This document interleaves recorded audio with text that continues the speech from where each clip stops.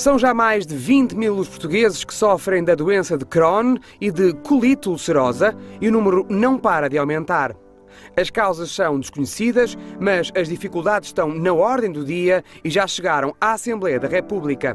A petição pela melhoria das condições dos doentes foi entregue há cerca de 2 semanas e propõe, entre outras medidas, que o portador de uma doença inflamatória do intestino tenha acesso prioritário ao WC. O objetivo é acabar com as situações de humilhação pública para o doente. Nos Estados Unidos, a batalha legal de Ellie Bain, doente de Crohn, que foi impedida de usar a casa de banho de uma loja quando tinha 14 anos, resultou na mudança da lei. E em Portugal, será que vai acontecer o mesmo? A discussão é já a seguir. E para nos ajudar a perceber melhor a importância desta petição e como é viver com uma doença inflamatória do intestino, contamos com a presença da Ângela Silva. A Ângela sofre da doença de Crohn, que a obrigou a reformar-se por invalidez. Um aplauso para ela. Muito obrigado, Sara, por estar aqui connosco, Ângela. Ao lado está o Pedro Francisco. O Pedro sofre de colite ulcerosa desde os 22 anos, mas garante-nos que esta doença tem estado adormecida, não o impede de comer uma feijoada de vez em quando. Um aplauso também para ele. Muito obrigado. Obrigado. Depois precisávamos da opinião De uma especialista. Exatamente. Contamos ainda então com a presença da doutora Marília Cravo, é médico-gastroenterologista, portanto vamos começar, já vamos à sua doutora para nos explicar realmente então o que é que vem aí de boas novidades, com certeza que também devem existir para estas doenças, que são doenças crónicas, mas de facto ninguém espera. No caso da Ângela foi muito novinha, não foi? Sim. 25 anos, não é? Sim. Como é que percebeu que a coisa estava a acontecer? Porque é uma doença, tanto quanto eu sei, também tenho alguém muito próximo que sofre do assunto. Há alguns anos atrás não se falava e era até difícil de diagnosticar. Pelo menos há umas 2 décadas atrás. No seu caso, isto começa tudo a dar sinais quando? Aos 25 anos, nunca associei a nenhuma doença, a nada. Fui associando, coincidiu com o Natal, com a passagem de ano, fui associando aos excessos de Natal. Mas tinha dores, tinha coisas? Tinha dores abdominais, tinha muitas dejeções, diarreias constantes, comecei com muita perda de peso. Só quando comecei com perdas... E não ligou muito, não é? Não. Que é o que nós fazemos sempre aos 25 anos, não é? Porque aos 25 anos somos imortais e nada nos atinge, foi desvalorizando. Não é? E o que é que fez? O que é que fez? Quando começou a perder peso, começou a perceber que, bem, isto aqui... Ainda andaram ali uns meses, isto desde dezembro até abril, e só quando comecei a ter perdas de sangue diárias em todas as dejeções é que se fez o clique e pensei... Olha, e tinha aquele problema que é muito normal no Crohn e também na colite ulcerosa, que é a aflição. Sim. Que é a pressão. Tenho que resolver isto, não é? Tenho que fazer uma dejeção e tenho que ter uma casa de bem perto. Isso já estava a manifestar-se na sua vida? A necessidade imediata. Imediata, porque as pessoas não têm noção. É uma coisa de segundos, não é? Olha, isto valeu-lhe uma reforma por invalidez. Sim, aos 28 anos. Isto como é que se encaixa uma coisa dessas? Não se encaixa. É muito complicado. Ver-nos aos 28 anos sem qualidade de vida, sem perspectivas de futuro e nos apresentam uma pensão de invalidez. Ou isso, ou estar em casa sem receber nada, sem fazer nada, porque sair de casa é uma aventura. É uma aventura. Todas as saídas são estudadas. É angústia, não é? É angústia. Eu não tinha noção disso, mas eu tenho uma pessoa na minha família que me contava isso. Eu, para ir sair, para ir jantar com a família, para ir a qualquer sítio, eu tenho que estar tudo muito bem planeado. Sim. E mesmo assim pode haver um problema, não é? Exatamente. Há uma vez que ficou em alguma situação embaraçosa? Muitas. Muitas. É horrível. Sim. É horrível. Porque quem não sabe o que está a passar é uma situação altamente humilhante, não é? Sim. Portanto, porque há aqui uma série de coisas, para já não é de facto a parte do nosso corpo, digamos, mais simpática para se falar, não é? Exatamente. E falar, olha, eu preciso ir a uma casa de banho é uma coisa muito difícil. Sim. Já vamos até ao episódio que tem a ver com esta petição, mas agora vamos falar ali com o nosso amigo, o Pedro, não é? Sim. Que também é muito jovem. 30. Mas, e a colite foi-lhe diagnosticada com? 22. Eu, por acaso, pensava que não era tão comum nos homens, mas a doutora Marília já nos vai... Como é que se manifesta? O que é que sentiu? Exatamente os mesmos sintomas que da Ângela. Eu comecei a ir mais vezes à casa de banho, comecei a ter perdas de sangue, deixei andar, também uns 2 2, 3 meses no máximo. Pensou, isto passa. Pensei, isto vai É um passar. desarranjo, é um desarranjo. Isto vai passar, mas não passou. Resolvi ir ao hospital na altura. Disseram-me que não devia ser nada demais. Deram-lhe os calmantes, Um calmante e uma pomadinha. Que devia ser qualquer fissura no ânus. Uma pomadinha para pôr no ânus. Que qualquer fissura. Um calmante. É. Sim, porque as dejeções depois provocam uma irritabilidade, não é? Sim. E como já eram algumas, mais ainda. Mas não resolveram, como é evidente. Voltei a ir a segunda vez e tive que fazer alguma pressão para verem o que era, porque não tinha a mínima lógica manter-me assim, porque eu ia vir embora exatamente com a mesma receita. Ora, no seu caso era muito complicado, porque o Pedro é empregado de balcão, não é? Sim. Portanto, não podia estar a meio de uma solicitação de um cliente a dizer atenção para ir à casa bem. Isso. Quer dizer, complicadíssimo. E agora, como é a vida com esta doença? Normal. Agora é normal. Agora. Sim. Há 3 anos para cá é normalíssimo. O que é que mudou? Já vou à casa de banho a quantidade de vezes de uma pessoa normal. Sim, mas isso porque fez uma medicação especial, não é? Sim. Eu tomo o Mira de 15 em 15 dias. É um medicamento biológico que é tipo a insulina. Eu auto-administro-me e faço uma vida normal. E não tem, mas chegou aqui a falar-se na possibilidade de ser ostomizado, de determinada altura. Se caso o Mira não funcionasse, o passo seguinte seria esse. E isso é assustador, não é? Isso. Aliás, muito assustador. chegou a ser ostomizada. Sim, durante 2 anos. Isso é horrível, não é? Quer dizer, é horrível, eu peço desculpa às pessoas que estão lá em casa, que provavelmente estarão a padecer, nesta palavra eu não queria que ela saísse com esta força, mas é de facto uma situação de grande desconforto para a pessoa que tem que viver com aquele saquinho. E depois reverteu, eu não sabia que se revertia. Sim, no meu caso foi possível fazer a reversão, porque a intenção era que o intestino estivesse em repouso para poder recuperar mais facilmente. Quantas vezes foi operada? Ao todo, 5. Meu Deus. Tão novinha. Doutora Marília, conte-nos lá, bom dia. Olá, bom dia. Bom dia, conte-nos Bem-vinda. lá, bem-vinda. O que é isto? Que doenças são estas do intestino? São doenças, bom dia, muito obrigada pelo convite por estar aqui. Por isso, as doenças inflamatórias do intestino, as duas principais é a doença de Crohn, como a Ângela, e a colite ulcerosa, como ao Pedro, e são duas doenças inflamatórias crónicas em que o organismo, o sistema imunológico do indivíduo doente deixa de tolerar a flora bacteriana. Fazem parte daquelas doenças autoimunes. É como se o sistema imunológico pensasse estas bactérias são salmonelas ou são bactérias patogénicas que dão doença e por isso tem que as eliminar. Exatamente. Então o indivíduo fica como se tivesse uma gastroenterite cronicamente, aquela quadra de diarreia sempre, por vezes sangue, sobretudo na colite ulcerosa, e por isso a terapêutica é sobretudo acalmar essa resposta inflamatória e imunológica inadequada, porque de facto é a nossa flora bacteriana que temos.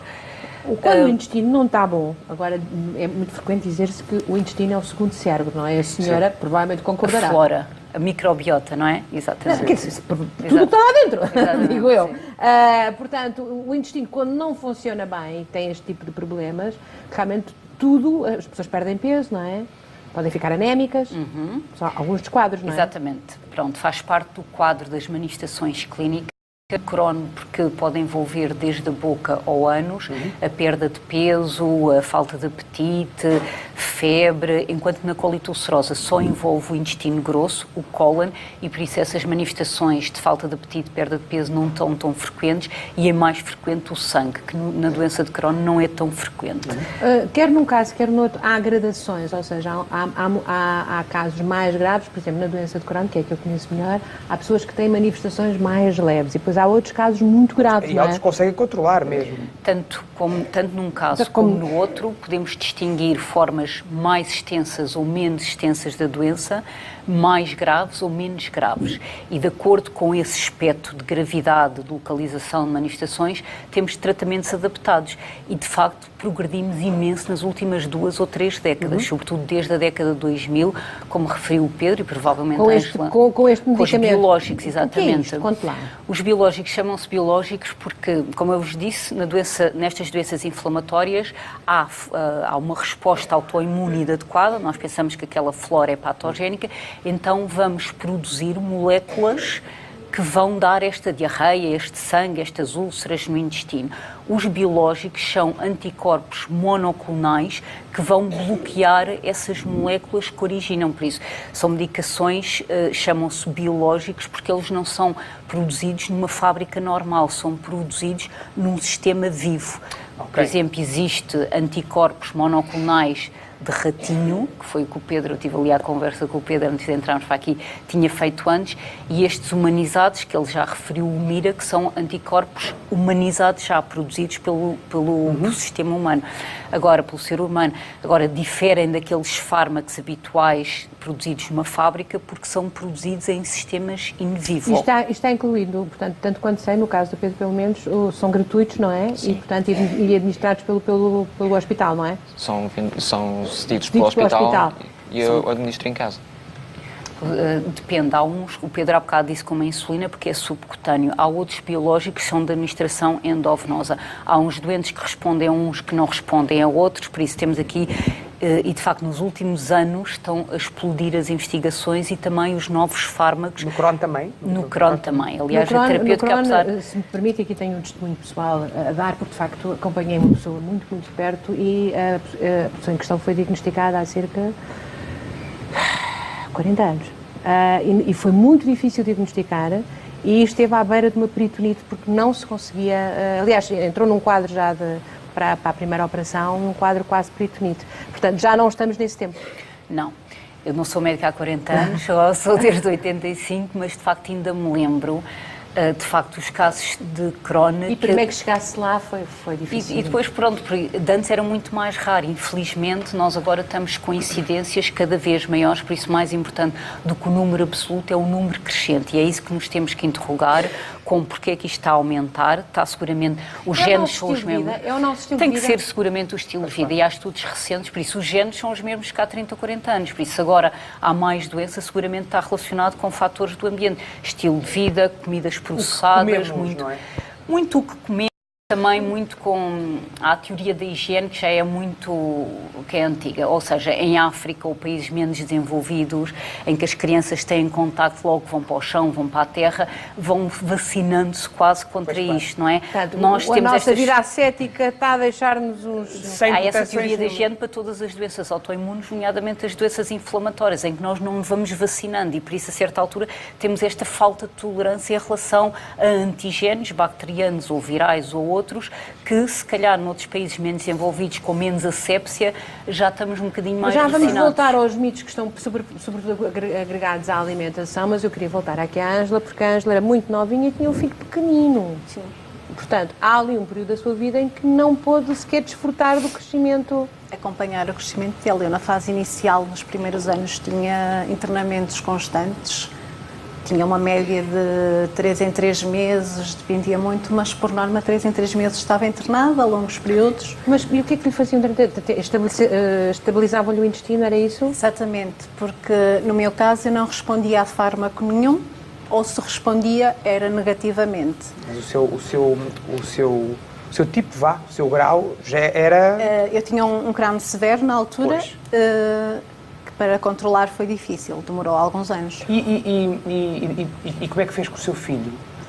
Como é que foi a vida naquela altura? Tinha uma estrutura de apoio impecável. Na altura tinha um marido que acompanhava o filho de perto, tinha pais que iam dando esse acompanhamento. E hoje como é que é a sua vida?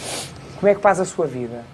Hoje, depois da colostomia, recuperei finalmente a qualidade de vida. A colostomia é tirar aquele... No meu caso, também... A ostomia é a derivação do intestino para a parede abdominal, onde as fezes são recolhidas por um saco. Tipo aquele período de descanso? Aquele período de descanso, entrei em remissão, que é o que nós chamamos quando estamos controlados. E estou numa fase, revoltei novamente à fase ativa da doença, mas ainda num ponto aceitável. Portanto, hoje em dia faço uma vida... E a cabecinha, no meio disso tudo? É muito complicado. É complicado de gerir, desde tudo, desde a aceitação. Um bocadinho, não é? Sim. O primeiro passo, penso eu, pelo menos para mim era importante, era a aceitação da doença. Eu sabia que era para a vida, então se é para a vida, eu vou lidar com ela da melhor forma que sei. Não há por que pôr de lado, eu tenho que levar para a frente. Mas acho que toda a gente fala, e no caso que eu conheci também foi assim, há um primeiro momento em que as pessoas não querem sair de casa. Sim. Porque vivem no terror de não ter uma casa bem por perto. Aliás, aconteceu uma vez assim, não foi? Sim. Num centro comercial, o que é que lhe aconteceu? Sim, foi-me negado o acesso a um WC, eu estava numa loja, pedi se podia utilizar, eu sabia que não existia um WC público, se podia utilizar o que era privado para funcionários. E a pessoa disse que não. Eu não tive tempo de explicar, eu não podia perder tempo a explicar que tinha uma doença inflamatória e que tinha uma necessidade urgente. Portanto, tive de sair dali o mais rápido possível. Infelizmente, às vezes não dá sequer para chegar ao carro. Não. Ou para chegar ao carro ou para chegar a Consigo, casa. Pedro. Também aconteceu, claro. Situações limite, tipo estas. Várias vezes. Uma vez fui ao hipermercado, por acaso já estava a colocar as compras no carro e aconteceu, já não deu tempo. Mas olha, Deu a também se cólica. isolou? Também se isolou? De início, sim. Sentia bastante dificuldade em ter vontade de sair de casa, porque a qualquer momento podia correr mal e... Porque as cólicas não dão, são muito rápidas, não é? Sim, a progressão é muito rápida, dá a primeira, uma pessoa fica aflita, não é? E há logo uma sensação de alarme. Sim. Quem está à volta e conhece o caso fica alarmado também e de repente estamos todos à procura de uma casa de banho. É o único objetivo. Por isso é que vêm 5 pessoas a correr para um sítio, uma casa de banho, uma casa de banho. 5, 4, 3, 2, 1, não é? Diga. E às vezes num espaço de 150 metros, que era a distância de casa dos meus pais, para onde eu morava, não chegava. Já não chegava a tempo. Entrava no elevador... Trouxe-lhe problemas profissionais? Teve que se... Não. A sua entidade patronal... Não, na altura entendeu. Vá lá, ótimo. Foram bastante compreensivos. Olha, há uma coisa que eu queria perguntar à doutora Marília, porque no caso do Crohn, eu peço desculpa, já se percebeu que eu tenho, de facto, aqui alguma proximidade com o assunto, mas e que se estabilizou e que hoje em dia está completamente controlado, ainda bem, porque antes apareceram outros problemas, mas a coisa estabilizou. Mas sempre ouvi dizer, doutora Marília, de um outro caso que eu conheço, que quando o Crohn não é bem tratado, pode levar até casos extremos de cegueira. Isto é verdade ou não? De cegueira, há dois casos, duas situações que podem explicar isso. Uma era, como a Júlia estava há bocado a dizer, até aparecimentos biológicos na década de 2000, era corticoides, E era a única isso. maneira, e isso dá cataratas, não é? E depois há outras que são as chamadas manifestações extraintestinais das doenças inflamatórias, podem ser cutâneas, podem ser aftas na boca ou podem ser oculares. Dentre as oculares temos as uveites, por exemplo, que não têm nada a ver com aqueles episódios de olho vermelho, conjuntivites que todos temos mais frequentemente. Na uveíte é um quadro que pode levar, de facto, a diminuição da acuidade visual. Por isso, são as duas situações em que eu posso ver envolvimento da visão, diminuição da visão ligado a isto. Mais frequentemente tratado com aqueles casos de antes muitos corticoides que se davam porque não tínhamos então outros fármacos. Eram mais os fármacos que levavam a isso do que a própria... Os corticoides são fármacos extremamente eficazes e ainda hoje é considerado nas recomendações mundiais e europeias como o fármaco de primeira linha para tratar a doença ativa, tanto a colite ulcerosa como o Crohn. É preciso ver isso. Não está indicado para a manutenção. No entanto, quando antes não havia mais nada, era corticoides, com todas as complicações. E agora, o que é que, para onde caminhamos? Caminhamos para uma maior qualidade de vida destes doentes? Sim, muito mais. Felizmente que os casos, infelizmente como o da Ângela, em que são refratários a todas as terapêuticas, por isso nós temos as chamadas 2 tipos de tratamento. Ou é uma doença que é limitada no indivíduo, que não é muito novo, que é uma doença pouco extensa, pouco ativa, e nós começamos pelos tratamentos talvez menos poderosos, mas também menos tóxicos, e que depois caminhamos para aqueles que são mais eficazes, mas também com mais alguns perigos, nomeadamente neoplasias ou de infecções, que são os ditos biológicos. Se é um quadro num indivíduo muito jovem, uma doença muito extensa, com manifestações muito agressivas, fístulas, doenças perianais, doenças muito incapacitantes, nós começamos imediatamente com os biológicos. Isto é mais masculino ou mais feminino ou é a igualdade de género? Afeta os dois géneros quase de forma quase equilibrada. Temos aqui muitas pessoas a manifestarem-se e, curiosamente, todas a falarem com diagnósticos. Por exemplo, a Paula Alves diz: eu tenho 21 anos e foi-me diagnosticada com a colite ulcerosa quando tinha cerca de 16. Portanto, muito novinha, muito novinha. É do adulto jovem, mesmo da infância é raro, mas nessa idade entre os 16 e os 19 anos, por isso são os adultos jovens eu imagino isto na adolescência com que é muito novinha, difícil com todos aqueles problemas. Ela diz: eu estou bem, mas tanto estou bem como tenho dores e hemorragias. Tem dores ainda? Sim. Isso de viver com dor é que é muito incapacitante, não é? Não voltou mesmo a trabalhar? Não. Mesmo que conseguisse, tinha de mudar de área, era atendimento ao público e, portanto, era incompatível, porque as idas ao WC constantes são incompatíveis com atendimento ao público. Vamos falar desta petição. Exatamente, esta petição, concordam com ela. Em que é que esta petição pode, de facto, melhorar a vida das pessoas que têm estas doenças? Doutora, começamos por si. Pois é, esta coisa tão simples. Nós temos muitas vezes, nós temos a perspectiva do médico, não é? E o médico é que o intestino esteja cicatrizado e que não tenha úlceras e que o doente não tenha anemia. E depois temos a perspectiva do doente, não é? O doente quer ter uma qualidade de vida boa. E esse garante de que, se ele precisar, pode ter acesso a uma casa de banho. Se calhar para o profissional de saúde nem lhe passa pela cabeça, mas eu de facto tive a oportunidade de ler e é uma questão muito relevante para eles, não é? E por isso, eles terem acesso aos um cartãozinho, é o cartãozinho que é um diz, que cartãozinho. explica, não é? Porque eles naquela... E nem uma pessoa tem que estar, mesmo que não esteja aflito, não tem que estar ali num balcão em que estão 10 pessoas ou lá, estar a dizer: olha, eu tenho uma doença do intestino e tenho diarreia. Isso é desagradável e, por isso, haver a oportunidade de mostrar um cartão e ser-lhe dado o acesso a um WC, eu acho que é muito importante. E, se calhar, é muito interessante nesta altura nós vemos isto a partir da iniciativa dos doentes e porque provavelmente os profissionais de saúde ou as pessoas, os deputados que estão na Assembleia não se lembrariam disso, não é? Nós preocupamos em ter... Não tinha tido aquela situação no centro comercial. Mais facilitada. Não é? Portanto, vocês estão com a petição, não é? Sim. Completamente, não é? A petição está a andar, portanto, qualquer pessoa pode... Já foi entregue. Já foi entregue, Sim. ok. Agora estamos à espera de que seja debatido. Respostas, não é? Resposta e que haja uma iniciativa, de facto... Nós já tivemos reuniões com os grupos parlamentares, tivemos uma boa aceitação. Vamos ver. Eu acho... outra das propostas é a isenção das taxas moderadoras também, Sim, não é? Como as doenças inflamatórias são doenças que levam os doentes a muitas consultas, muitos tratamentos. Estes doentes têm longos períodos de baixa, logo têm baixos rendimentos e tudo isto implica um custo elevado.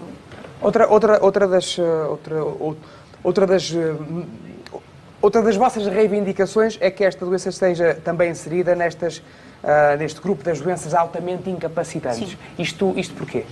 Porque não está, para já. Não está. O despacho já não é revisto há quase 30 anos. Pois. E faz todo sentido que assim seja, porque a doença é de facto incapacitante. Deixem-me aqui partilhar convosco uma mensagem da Carla Fonseca, que diz que sofre desde os 23 anos com a doença de Crohn. Ao todo já fez 39 operações. É ostomizada, continua a trabalhar numa grande luta, mas o saco, diz ela, deu-me qualidade de vida. Até vou para a praia de biquíni. Sim. Portanto, isto é a normalização daquilo que é possível, não é? Sim, claro. Tem que ser assim, não é? Também fez o mesmo? Fiz o mesmo. Assim, a aceitação não é fácil, não. Aquele primeiro impacto pós-cirurgia é realmente aí que levamos o choque, porque há uma transformação física.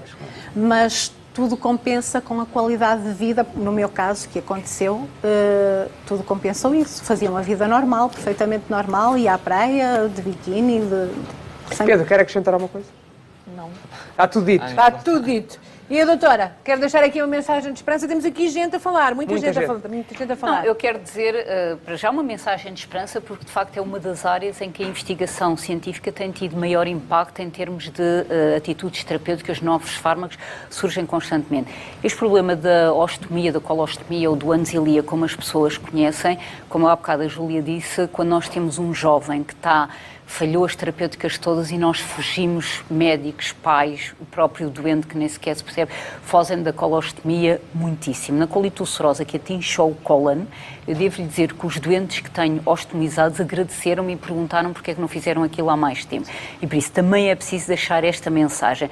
Os doentes com colite ulcerosa não ficam com uma colostomia definitiva. Há a hipótese de construir uma bolsa que é um novo reto à custa do intestino delgado e ficam a evacuar por baixo. E por isso, quando é uma doença, a cirurgia é a última arma terapêutica. Temos agora, felizmente, muitos fármacos novos que nos possibilitam um tratamento na maioria dos casos.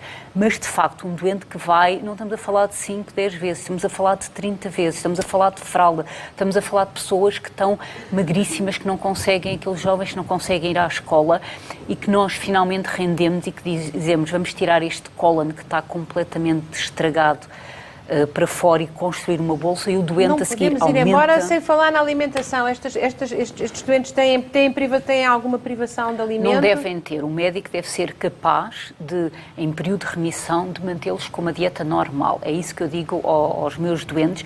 É um prazer da vida comer e nós, fora dos episódios de crise da diarreia em que toda a... Mas há alimentos que trazem chatices? Não há alimentos que dão chatice. A única coisa é no Crohn, quando há um aperto do intestino, por isso há uma forma da doença em que há uma estenose, um aperto em que nós recomendamos que não sejam comidas fibras. De resto, todos os doentes podem ter maior intolerância à lactose, mas eles próprios é que veem. O que eu digo aos doentes é que quer uma alimentação saudável. Claro que há o jovem, então, mas não posso ir ao McDonald's. Podes ir ao McDonald's, mas não deves, tal como eu também não devo. Pronto, e por isso, e isso aconteceu, não me esqueço, no hospital tinha sido um novo diagnóstico, há sempre aquela luta, aquela revolta contra o médico, não há mais ninguém para se revoltar, então posso ir ao McDonald's? Podes ir ao McDonald's, mas não deves, tal como eu. E passado 15 minutos estava a enfermeira do PIS a telefonar-me a dizer que o doente estava a comer um hambúrguer McDonald's com a minha autorização.